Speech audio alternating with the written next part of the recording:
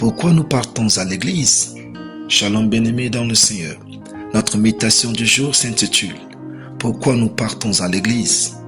Nous tirons notre texte en Éphésiens 4:12 qui nous dit ceci. « Et il a donné les uns comme apôtres, les autres comme prophètes, les autres comme évangélistes, les autres comme pasteurs et docteurs, pour le perfectionnement des saints en vue de l'œuvre du ministère et de l'édification du corps de Christ. » Alléluia. Nous ne partons pas à l'église pour dominer les autres ou frimer ou chercher à être les responsables des départements. Nous ne partons pas à l'église pour être appréciés des pasteurs ou des frères. Nous partons à l'église pour 3 raisons. 1. Nous partons à l'église pour être meilleurs. Le texte dit que Dieu nous a donné des serviteurs pour le perfectionnement des saints. On n'a pas toujours besoin de prier Dieu pour rester dans une église locale ou pas.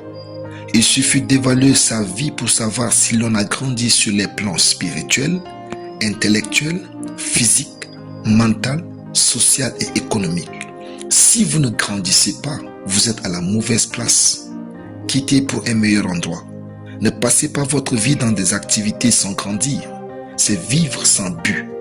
L'apôtre Paul reprochait aux Corinthiens qui partaient à l'église sans devenir meilleurs. Il leur dit, en donnant cet avertissement, ce que je ne loue point, c'est que vous vous assemblez non pas pour devenir meilleurs, mais pour devenir pires.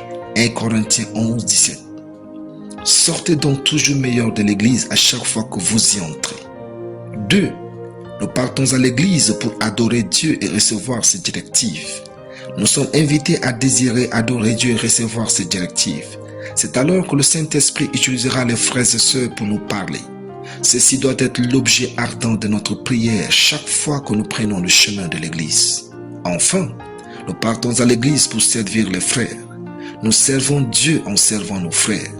Ne restons pas les bras croisés. En effet, nous pouvons balayer l'église, arranger les chaises, chanter à la chorale, intercéder, présider les cultes, apporter une prophétie, apporter une parole de connaissance ou de sagesse, prêcher et bien d'autres. Il y a tellement de choses que nous pouvons faire pour servir Dieu. Faisons toujours quelque chose pour Dieu chaque dimanche. Prions le Seigneur et commençons par faire ce que nous estimons possible de faire pour lui.